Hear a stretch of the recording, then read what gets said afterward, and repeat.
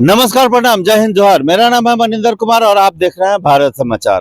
आज हम आए हैं, ये जो चौक है सिलहौरी का चौक है और आज यहाँ राजद की प्रत्याशी रोहिणी आचार्य जी आ रही हैं। रोहिणी आचार्य जी का रोड शो आज मढ़ौरा विधानसभा में हो रहा है। उसी को लेकर सिलहौरी चौक पे जो इंतजाम किए गए हैं वो मैं आपको दिखाऊंगा। मैं कैमरामैन से चाहूंगा जरा ये जेसीबी को दिखाइए और देखिए कितना ये फूल जो है वो रोहिणी आचार्य पर बरसाने के लिए जेसीबी है।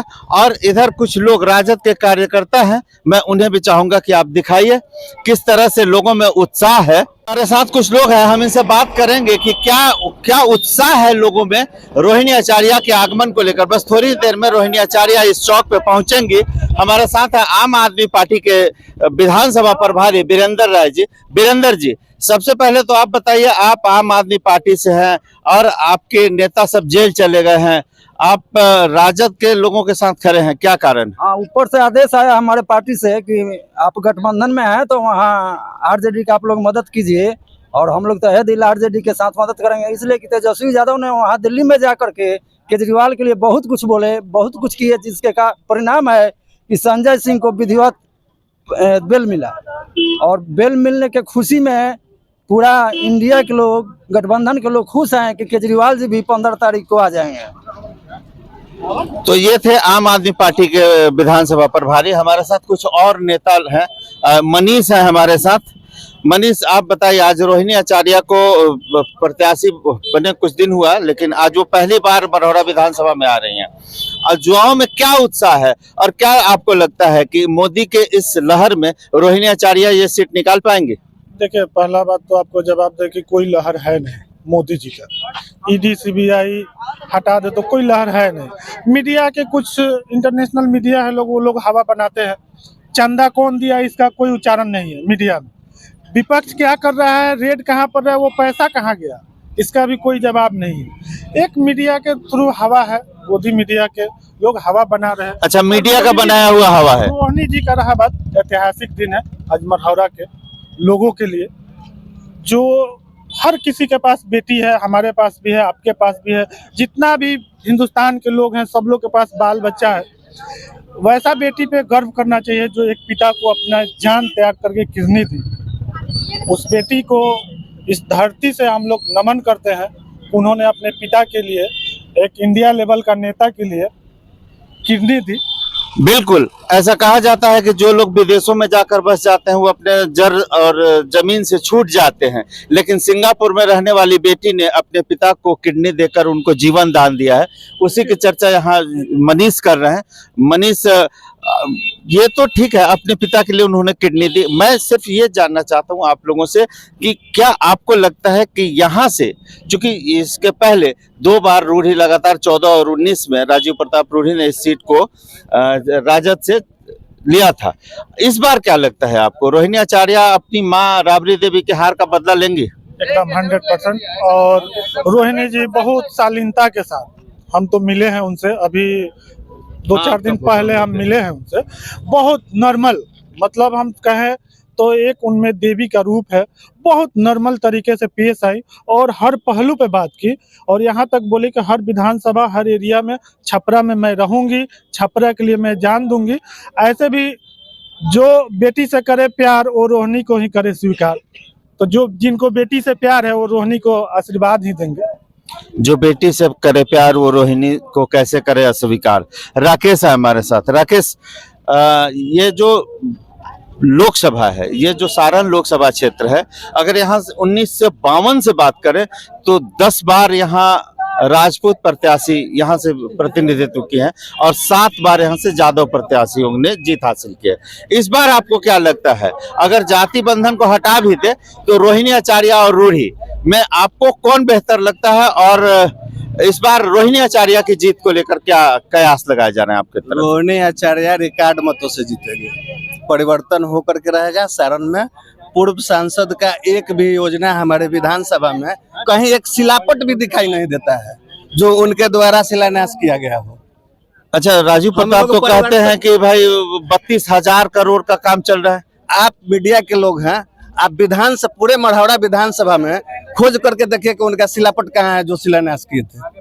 अच्छा, एक भी योजना दिखाई नहीं देता है। कुछ और जुआ है जो हमारे साथ है, हम उनसे भी बात करेंगे। रामबालक जी, आप भी आ जाइए और बताइए, आपको क्या लगता है रोहिणी आचार्य यहाँ से विजयी होंगी? जरूर होंगे। 100% होंगे। नहीं, जरूर होंगे, लेकिन मतलब एक जो समीकरण है उसमें राजीव प्रताप रूढ़ी 14 और 19 में जीते हुए हैं और इस बार वही प्रत्याशी हैं एनडीए के, और इंडिया गठबंधन की प्रत्याशी हैं रोहिणी आचार्य। दोनों के बीच जबरदस्त मुकाबला जरूर है, लेकिन आपको क्या लगता है रोहिणी आचार्य को, मतलब रोहिणी आचार्य चूंकि पहली बार राजनीति में आ रही हैं, तो कैसे आपको लगता है कि वो जीत जाएंगी? जीतने का मेन कारण ये है कि अभी तक हम लोगों का जो भी यहाँ पर प्रत्याशी पहले रह चुके हैं, हमारे यहाँ कोई विकास का काम तो हुआ ही नहीं। यहाँ जातिवादी का ज्यादा होता है काम, इसलिए हम कहेंगे कि नया परिवर्तन जब होगा तो कुछ तो काम नए लोगों को मिलेगा, समाज को मिलेगा, जिससे समाज संतुष्ट रहेगा। कुछ और लोग हैं, आप जरा बताइए। होना चाहिए। परमानंद प्रसाद पूर्व विदेशी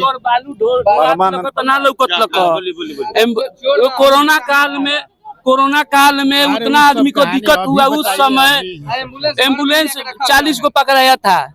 बताइए उस समय उस आदमी रूढ़ी को हम वोट देंगे? हम लोग कोई नहीं देगा रूढ़ी को वोट। हाँ बोलिए, आप बताइए। बोल रहे हैं कि जब एम्बुलेंस उनके घर में पकड़ा गया था उस समय क्या कर रहे थे? अब हम लोग का सांसद है ना वहाँ का, तब उस समय क्या कर रहे थे राजीव प्रताप रूढ़ी? मतलब यहाँ राजीव प्रताप रूढ़ी और रोहिणी आचार्य के मुकाबले में कौन जीतेगा? टक्कर आरजेडी है, 100% खूंटा ठोक रोहिणी का, एकदम खूंटा 100% सीट निकलेगा। और जे है ना तो फिर मरिए जी हन, और ये जे है ना तो मरिए जी हन, हारिए जे है ना तो मरिए जे हन, और वो मार दे मुकरा ना ये ये तो बात गलत तो ना, हार जे चाहे मर। अच्छा, वोट से वोट के मार से लोग मरेगा। हाँ, ये वोट के मार से मारेगा। 5 साल में उनका हाँ। चेहरा भी कोई नहीं देखा है अभी। 5 साल में उनका कोई चेहरा देखा है अभी? आप बताइए। देखिए, मैं बस यही कहूंगा कि लोकतंत्र में जनता मालिक होती है। बिल्कुल। जो भी नेताओं को जो भी ताकत मिलती है उस जनता देती है। तो हम लोग रोहिणी आचार्य जी के साथ खड़े हैं। हम लोग मोदी की बात नहीं करते, हम लोग मुद्दों की बात करते हैं, क्योंकि हमारे माननीय नेता प्रतिपक्ष तेजस्वी जी ने 17 महीने सरकार चला के जो काम करके दिखाया, जो बिहार में बड़े बड़े रसूख वाले जो नेता हैं उनके 17 सालों के काम पे भारी पड़े हैं। तो हम लोग वही जो उन्होंने काम किया है उसको लेके हम लोग जन जन को भाई बताएंगे कि पार्टी की तरफ से सरकार में जब उप मुख्यमंत्री रहते हुए जब काफी सारी फाइलों में हर्डल लाया जाता था मुख्यमंत्री जी के द्वारा, तब भी उन्होंने इतना काम किया। तो जब उनको लोग चुन कर भेजेंगे, जब फुल फ्लेजेड मुख्यमंत्री बना के भेजेंगे, तो वो और ज्यादा लोगों के लिए काम करेंगे। अच्छा, अभी तो चलिए मुख्यमंत्री का चुनाव नहीं है, ये लोकसभा और प्रधानमंत्री का चुनाव है। रोहिणी आचार्य पर आप, रोहिणी आचार्य के पक्ष में आप लोग बात कर रहे हैं। रोहिणी आचार्य, लालू यादव पर एक परिवारवाद का ये लगा हुआ है ठप्पा कि उन्होंने अपने परिवार को ही केवल बढ़ाया, उस पर आप लोग क्या कहते हैं? देखिए, परिवारवाद जो है वो हर दल में है। अब जनता जो है वो डिसाइड करेगी कि भाई अब रोहिणी जी आ गई चुनाव में, अब रोहिणी जी जो है अपना मुद्दा रखेंगे। मैं वही कह रहा था आपसे कि विधानसभा के परिप्रेक्ष्य में कि जो काम तेजस्वी जी ने किया है, वो उस हमारे वोटर तो वही है ना, हम लोग वोटर के पास जाएंगे, वो काम बताएंगे, तो जनता जो है उसको समझ के हमें लोकसभा में भी चुनेगी। तो पार्टी जब लोकसभा में भी मजबूत होगी तो पार्लियामेंट में भी हम लोग अपनी बात मजबूती से रखेंगे। और रही बात परिवारवाद की, तो आप भारतीय जनता पार्टी का जो लेड एनडीए अलायंस है उसमें आप कोई भी पार्टी उठा के देख लीजिए, जिनसे उन्होंने गठबंधन किया, लगभग 30 से ज्यादा पार्टियों से किया है। उसमें 10 पार्टियां आपको मैं अभी गिनवा दूंगा जिसमें परिवारवाद, जो अपने बेटे को, बहन को, अपने जीजे को लोग टिकट दे रहे हैं। अच्छा, आपका इशारा चिराग पासवान की तरफ है?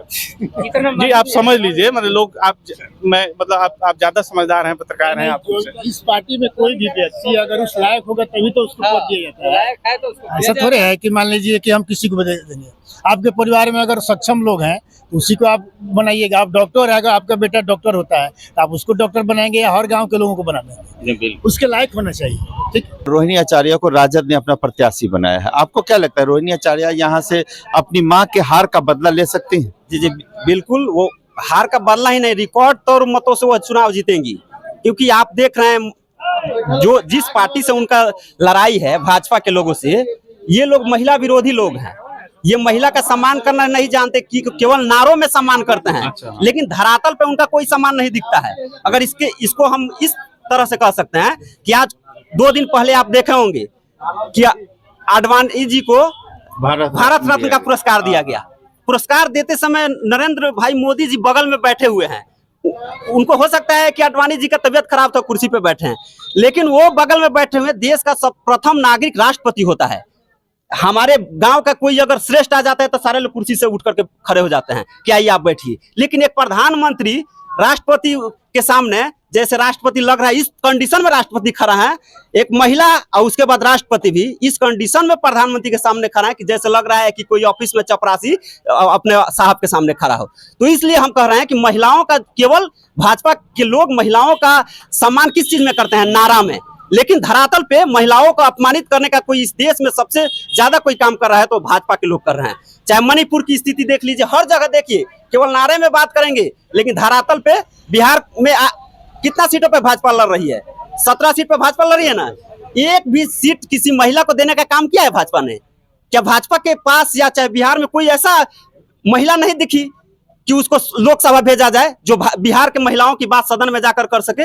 लेकिन राष्ट्रीय जनता दल ने आधी आबादी को, हमें लगता है कि अभी टिकट घोषित हुआ है उसमें हमें लगता है कि 6-7 सीट राजद अभी तक दे चुका है महिला को। तो आप केवल नारों में बात कीजिएगा आधी आबादी का, लेकिन उसको अधिकार का, हक का बात जब आएगा तो आप केवल फिसड्डी साबित होइएगा।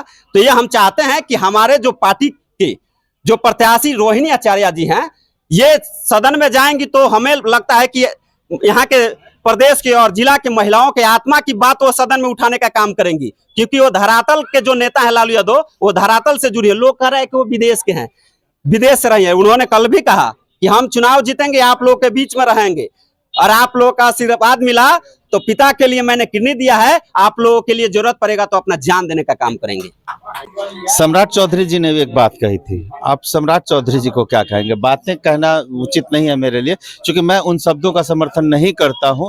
एक पिता और पुत्री के रिश्ते को अगर व्यापार से देखा जाए उसका मैं हिमायती नहीं हूं, लेकिन चूंकि बातें विरोधियों ने कही हैं इसलिए मैं आपसे पूछ रहा हूं, सम्राट चौधरी की बातों को आप किस तरह से देखते हैं? देखिए, सम्राट चौधरी के बारे में, वैसे लोगों के बारे में क्या कहना जो ये आरोप लगा रहे हैं कि लालू यादव अगर कुछ देते हैं, किसी को देते हैं तो कुछ ले करके देते हैं। तो पहले आप लोगों को उनसे पूछना चाहिए कि आप भी वर्षों राजद में रहे हैं, आपको भी टिकट दिया था, मंत्री बनाने का लोग काम किए थे आपके पिता को, तो आपके पिताजी ने क्या चीज लालू यादव को दिया था, आपने क्या चीज दिया था कि आपको टिकट मिला था? ये भी जनता को बताने का काम कीजिए। आप लालू यादव के प्रोडक्ट हैं। लालू यादव ने आपको राजनीति में लाने का काम किया, आपको विधायक और मंत्री बनाने का काम किया। आप अभी तो भाजपा में है तो आप बैकडोर से शासन कर रहे हैं, मतलब जनता के द्वारा चुने हुए लोग नहीं है, लेकिन राजद में थे तो आप विधायक चुने गए थे। आपको विधायक पहली बार राजद नहीं बनाया था। लेकिन आप आरोप जो लगा रहे हैं कि लालू यादव किडनी लेकर के, इससे घिनौना महिला का अपमान, इससे बड़ा अपमान नहीं हो सकता है। एक बेटी का पिता के प्रति जो समर्पण है, जो उनका जो योगदान रहा उनके जीवन में, उसको इन्होंने लज्जित करने का काम किया। इससे महिला, देश की पूरा बिहार और देश की महिला मर्माहत है इनके बयान से, और आने वाले दिनों में उनको इसका जवाब मिलेगा। अच्छा, एक सवाल का जवाब और दे दीजिए। बिहार में हम लोग खड़े हैं, सारण के साथ साथ बिहार में 40 लोकसभा की सीटें हैं। आपको क्या लगता है इंडिया गठबंधन के पास कितनी सीटें आ सकती हैं? देखिए, अभी की जो स्थिति है और भाजपा के लोगों का जो बयान आ रहा है, इससे हमें लग रहा है कि महागठबंधन बिहार में क्लीन स्वीप करेगा। क्योंकि अगर देश में एक प्रधानमंत्री 10 साल जो शासन सत्ता में रहा हो, 10 साल शासन सत्ता में रहने के बाद एक प्रधानमंत्री उस मुद्दे पे चुनाव लड़ने आ रहा है कि जंगल राज पे आप लोग वोट मांगने जाइए, तो इससे दुर्भाग्यपूर्ण बात नहीं हो सकता है। आप 10 साल शासन में रहे हैं तो आप अपने कर्मों पे, अपने कामों पे जाकर वोट मांगना चाहिए, ना कि 20 साल 25 साल पहले के मुद्दा जो आप प्रोपेगेंडा फैलाए हैं ये लोग जंगल राज का, उस मुद्दे पर अगर वोट मांगने जा रहे हैं तो हम जान रहे हैं कि ये भाजपा की नाकामी है। आप अपने काम के नाम पे वोट मांगिए, तब जानते कि आपने कुछ देश में काम करने का काम किया। एक और इल्जाम लगता है लालू यादव पे, परिवारवाद का, केवल अपने ही परिवार को बढ़ावा देते हैं, इसके बारे में क्या कहेंगे? अभी तो परिवारवाद का सबसे बड़ा, आप देखिए मोदी जी परिवारवाद पे वार करते हैं, लेकिन उनका पहला प्रोग्राम कहां से शुरू होने जा रहा है आपको पता है? जमुई में कौन लड़ रहा है? चिराग पासवान के जीजा जी लड़ रहे हैं। जो व्यक्ति परिवारवाद पे वार कर रहा है, अगर बिहार में वो अपना चुनाव प्रचार शुरू करने जा रहा है तो एक परिवारवादी नेता के प्रचार में आ रहा है पहली बार। तो इससे आप क्या कह सकते हैं? उन लोगों का कथनी करनी में इतना अंतर होता है जिसको आप अनुमान नहीं लगा सकते हैं कि कहेंगे क्या और करेंगे क्या। इसलिए उस सब बयान को परिवारवाद अभी देखिएगा ना तो सबसे ज्यादा अगर लिस्ट निकाल कर देखिए तो जितना भी एनडीए से लोग लड़ रहे हैं कोई ना कोई पूर्व सांसद के बेटा है, कोई पतोह है, कोई पोती है, इसी तरह का कैंडिडेट मिलेंगे। पूरा कैंडिडेट देख लीजिए। तो इससे परिवारवाद का कोई ये मुद्दा नहीं है, ये लोग का प्रोपगेंडा है। इस प्रोपगेंडा को बिहार की जनता समझ गई है। बिहार की जनता रोजगार, स्वास्थ्य, शिक्षा के मुद्दे पे अपना वोट करने जा रही है। तो ये थे अखिलेश यादव, जिन्होंने बखूबी रूप से बताया, परिवारवाद से लेकर सब कुछ, सारे सवालों का जवाब दिया। और इन्होंने जो बताया हम उसको आपके लिए सामने रखे जाते हैं। आप कमेंट करके जरूर बताइएगा कि क्या रोहिणी आचार्य यहाँ से जीतेंगे, राजू प्रताप रूढ़ी यहाँ से जीतेंगे, कौन होगा छपरा का सांसद, आप बताएंगे। बहुत बहुत धन्यवाद, आपका दिन शुभ हो।